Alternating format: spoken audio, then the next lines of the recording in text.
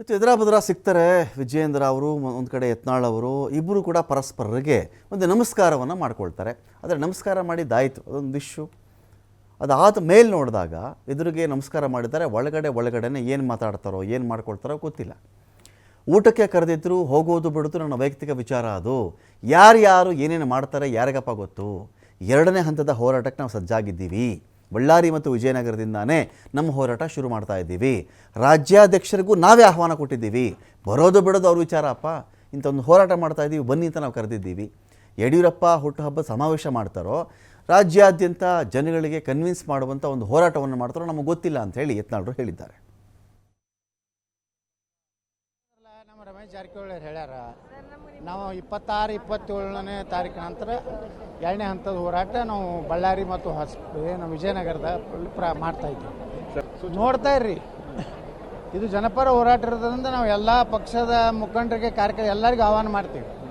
ಯಾರು ಜನರ ಬಗ್ಗೆ ಕಾಳಜಿ ಇದೆ, ಯಾರು ಜನರ ಪರವಾಗಿದ್ದಾರೆ ಅವ್ರ ಜೊತೆಗೆ ಎಲ್ಲರ ಜನ ತಾನೇ ಬೆನ್ನತ್ತಾರೆ. ಈಗ ಅದೇ ಹೇಳಿದ್ರೆ ಒಂದು ಕಡೆ ವಕ್ಫ್ ವಿಚಾರಕ್ಕೆ ಸಂಬಂಧಪಟ್ಟಂತೆ ಜಮೀರ್ ಅಹಮದ್ ಖಾನ್ ಅವರ ಮಾತುಗಳು ನಾವು ಕೇಳಿರ್ತೀವಿ. ಇದೇ ವಿಚಾರಕ್ಕೆ ಸಂಬಂಧಪಟ್ಟಂತೆ ಬಸನಗೌಡ ಪಾಟೀಲ್ ಯತ್ನಾಳರ ಮಾತನ್ನು ಕೇಳಿರ್ತೀವಿ. ಇದೇ ಜಮೀರ್ ಅಹಮದ್ ಖಾನ್ ವಿರುದ್ಧವಾಗಿ ಹರಿಹಾಯ್ತಾ ಇರ್ತಾರೆ ಇದೇ ಯತ್ನಾಳರು. ಇನ್ನೊಂದು ಕಡೆ ಚೆಕ್ ಮಾಡಿಕೊಂಡಾಗ ಇದೇ ಜಮೀರ್ ಅಹಮದ್ ಖಾನ್ ಅವರು ನಿಮಗೆ ಮುಖ್ಯಮಂತ್ರಿ ಆಗೋ ಅರ್ಹತೆ ಇದೆ, ಆದರೆ ವಿಜಯೇಂದ್ರ ಅವರು ಅದನ್ನು ಬಿಡಲ್ಲ ಅಂತ ಕೂಡ ಹೇಳಿದರು. ಇದೀಗ ನೋಡಿದ್ರೆ ಏಕಾಏಕಿ ಇವರಿಬ್ಬರು ಮೀಟ್ ಮಾಡಿಬಿಟ್ಟಿದ್ದಾರೆ. ಯಾರು? ಬಸನಗೌಡ ಪಾಟೀಲ್ ಯತ್ನಾಳರು ಮತ್ತು ಜಮೀರ್ ಅಹಮದ್ ಖಾನ್ ಅವರು. ಸರ್ಕಾರದ ಕೆಲಸದ ವಿಚಾರಕ್ಕೆ ಸಂಬಂಧಪಟ್ಟಂತೆ ಅಷ್ಟೇ ನಾವು ಭೇಟಿಯಾಗಿರೋದು. ನಾನು ಹೋಗಿರೋದು ಅವ್ರ ಆಫೀಸಿಗೆ ಹೋಗಿದ್ದೇ ಹೊರತು ಅವ್ರ ಮನೆಗೇನು ಹೋಗಿಲ್ವಲ್ಲಪ್ಪ. ನಾನು ಯಾಕೆ ಅವ್ರ ಮನೆಗೆ ಹೋಗಲಿ? ಜಮೀರ್ ಮನೆಗೆ ಹೋಗ್ಬಿಟ್ಟು ಬಿರಿಯಾನಿ ತಿನ್ಕೊಂಡು ಬಂದಿಲ್ವಲ್ಲ ನಾನು. ಸರ್ಕಾರದ ಕೆಲಸ ಇತ್ತು, ಅವರೊಬ್ಬರು ಮಿನಿಸ್ಟರ್ ಇದ್ದಾರೆ, ಹೋಗಿದ್ವಿ ಆಫೀಸಲ್ಲಿ ಮಾತಾಡಿದ್ದೀವಿ ಬಂದಿದ್ದೀವಿ. ಬಿರಿಯಾನಿ ತಿನ್ನೋಕ್ಕೆ ನಾನೇನು ಹೋಗಿರಲಿಲ್ಲ. ನಮ್ಮ ಕ್ಷೇತ್ರದಲ್ಲಿ ಮನೆಗಳನ್ನು ಕೊಟ್ಟಿಲ್ಲ, ಕೆಲವು ಕಡೆ ಹಿಂದೂಗಳಿಗೆ ಅನ್ಯಾಯ ಆಗಿದೆ, ಈ ವಿಚಾರ ಸೇರಿದಂತೆ ಅಭಿವೃದ್ಧಿ ವಿಚಾರಕ್ಕೆ ಸಂಬಂಧಪಟ್ಟಂತೆ ಭೇಟಿಯಾಗಿದ್ದೀವಿ. ಹಾಗೂ ಅವರ ನಡುವೆ ಇರತಕ್ಕಂಥ ಭಿನ್ನಾಭಿಪ್ರಾಯ ಬೇರೆ ಬೇರೆ, ಕ್ಷೇತ್ರದ ವಿಚಾರಗಳೇ ಬೇರೆ ಅಂಥೇಳಿ ಯತ್ನಾಳರು ಮಾತಾಡಿದ್ದಾರೆ. ಎಲ್ಲ ಅಧಿಕಾರಿಗಳು ಬಂದಿದ್ದರು, ನಾವು ಹೋಗಿದ್ದೆ ಅವ್ರ ಕಚೇರಿಗೆ, ಸರ್ಕಾರಿ ಕಚೇರಿಗೆ ಹೋಗಿದ್ದೆ.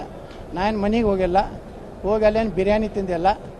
ನಾವು ಹೋಗೀನಿ, ನನ್ನ ಕ್ಷೇತ್ರದ್ದು ಒಂದಿಷ್ಟು ಮನೆಗಳು ಅವರು ಡಿಲೀಟ್ ಮಾಡಿದರು. 1285 ಮನೆ, ಅದನ್ನು ಪುನರ್ ಇದು ಮಾಡಬೇಕಂತೇಳಿ ಪತ್ರ ಕೊಟ್ಟಿದ್ದೀನಿ. ಇನ್ನು ಬಿಜಾಪುರನಾಗ ನಮೋ ನಗರ ಅಂತೇಳಿ ಸುಮಾರು 1493 ಮನೆಗಳು ರೆಡಿ ಆಗ್ಯಾವ. ಇನ್ನೂ ನನಗೆ ಬಿಜಾಪುರದ ಕ್ಷೇತ್ರದಲ್ಲಿ ಸುಮಾರು 2500 ಮನೆಗಳು ಬರಬೇಕಾಗ್ಯಾವ. ಅದನ್ನು ಕೊಡಬೇಕು.